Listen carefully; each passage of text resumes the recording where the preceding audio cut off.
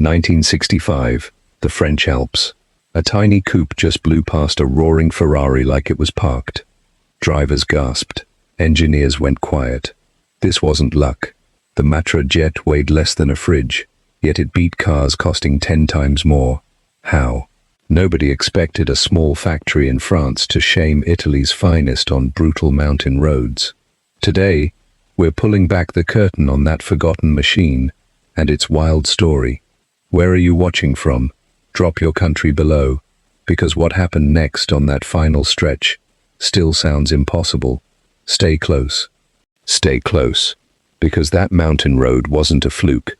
It was the start of something nobody in the car world was ready for. The story begins with a man named René Bonnet. He wasn't a big shot at Ferrari or Porsche.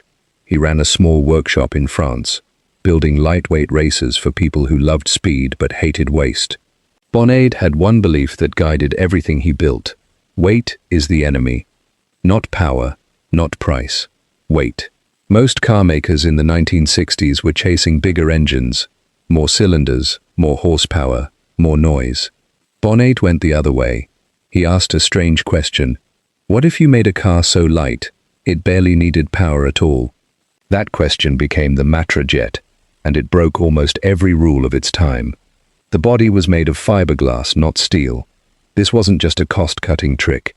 It shaved off hundreds of pounds compared to its rivals. The engine sat behind the driver, not in front, a layout almost no road car used back then. Engineers called it reckless. Drivers called it thrilling. Here's the twist most people don't know. The Djet wasn't built to win drag races. It was built to survive corners, tight and punishing ones, the kind that forgive nothing. That's exactly what the French Alps offered. Narrow, twisting, unforgiving roads where one wrong move sent a car off the edge. Ferrari's engines could outmuscle almost anything on a straight line.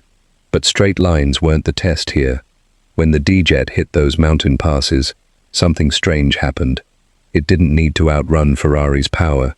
It only needed to outturn it, and because the Jet weighed so little, it could brake later, turn sharper, and accelerate out of corners faster than cars twice its size. Spectators didn't understand what they were watching. A car that looked like a toy was keeping pace with machines built by legends. Some laughed at first, then they stopped laughing. One race organizer later admitted something telling. He said crowds showed up expecting Ferrari to dominate and left talking about a French car nobody had heard of. But here's where the story turns bittersweet. Despite the Jet's brilliance, Matra never had Ferrari's money or fame. Bonnet's factory was tiny. Production numbers stayed low. Parts were handmade, not mass-produced. Every Djet built was almost a one-off effort, stitched together by workers who believed in the idea more than the paycheck. This meant something painful for regular buyers. Getting your hands on a Jet wasn't easy. Waiting lists grew long. Many enthusiasts admired the car from magazine pages, never touching one in real life. Yet on the roads that mattered most, the Jet proved a simple truth. You didn't need the biggest engine to beat the best. You needed the right idea, executed without compromise. A bigger stage was about to test that idea, in front of the entire racing world, far larger than anything Bonnet's small team could have imagined. That bigger stage was the Tour de France automobile, and it arrived in 1965, not a bike race. A brutal, days-long battle across French roads, mountain climbs, and racetracks, all stitched into one exhausting event. This wasn't a race for the faint-hearted. Drivers pushed cars for hundreds of miles, then climbed straight into hairpin turns with no rest. Machines broke down constantly. Engines overheated. Brakes failed. Only the toughest cars survived to the finish line. Ferrari showed up expecting glory. Their cars were fast, proven, and feared across Europe. Nobody thought a small French coupe stood a real chance against them. Then the climbing stages began. While Ferrari's heavier cars strained under their own weight through tight bends, the Djet stayed composed. It hugged the road. It changed direction like it barely noticed the turn was there. Drivers pushing Ferraris had to fight their cars. Drivers pushing the Djet felt like they were flying with it. By the time crews reached the final stages, something unthinkable had happened. The Djet wasn't just keeping up. In several tight sections, it was posting faster times than cars wearing the Ferrari badge. Journalists covering the event scrambled to explain it. Some called it a fluke. Others admitted they'd underestimated French engineering entirely. One thing became impossible to deny. This tiny coupe had rewritten what people believed about power versus precision. Quick pause here. If you're enjoying uncovering hidden stories like this one, hit subscribe. It genuinely helps this channel keep digging up forgotten machines that deserve to be remembered. Now, back to the climbs. The Jet's success wasn't only about design. It came down to something deeper. Trust between the car and its driver. Heavy cars often hide their limits until it's too late, sending drivers into a slide they can't correct. The Djet did the opposite. It told the driver exactly what it was doing, every second, through every bend. That kind of honesty on a racetrack builds confidence.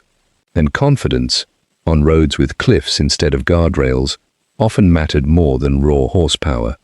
Still, this victory came with a cruel irony. While the racing world buzzed about Matra's giant killer, back in France, ordinary buyers faced a harsh reality. The very qualities that made the Jet brilliant also made it expensive to build properly. Handcrafted bodies, precise engineering, small batch production, none of that came cheap. So while headlines praised the Jet's climb through the Alps, showroom prices quietly rose out of reach for many working families who dreamed of owning one. It's a strange kind of victory, beloved by racers, respected by rivals, yet slipping further away from everyday people with every passing year. And that tension, between brilliance on the track and struggle on the sales floor, was about to shape the Djet's fate in ways nobody at Matra could control. That fate arrived through a twist nobody at Matra saw coming, and it had nothing to do with racing at all. Here's the part most car fans never learn. The Jet's real secret weapon wasn't just its light body or its rear engine. It was where that engine came from. Matra didn't build cars from scratch in isolation. The company had deep roots in aerospace and missile design. Think about that for a second. The same minds shaping lightweight structures for aircraft were now applying those exact principles to a road car. Every panel, every curve, every ounce of weight was treated like it mattered to flight, not just driving. That's why the Jet felt so different from anything Ferrari or Porsche was building. Those companies came from a world of raw power and tradition. Matra came from a world where every gram had to justify its existence. An aerospace mindset explains something rivals struggled to copy. The Jet wasn't just light. It was precisely light, with weight removed exactly where it hurt performance most, and kept exactly where it helped stability. This wasn't guesswork. It was discipline borrowed from machines built to leave the ground entirely. Now here's the detail that still stuns historians today.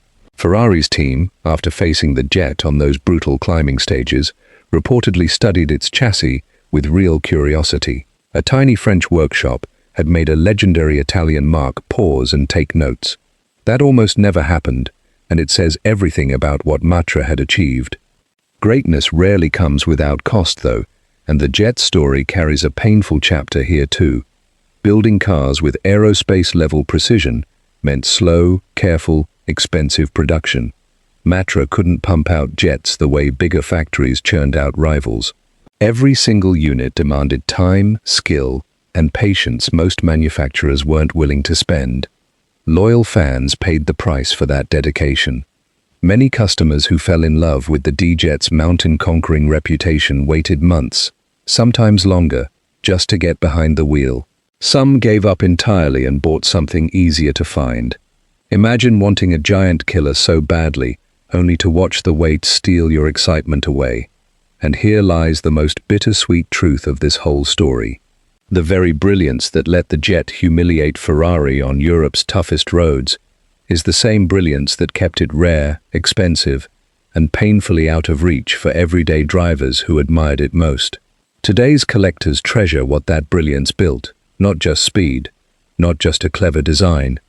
A reminder that a small team with the right idea can shake an entire industry, even against opponents with far more money and fame. The Djet never needed to be the biggest name in racing.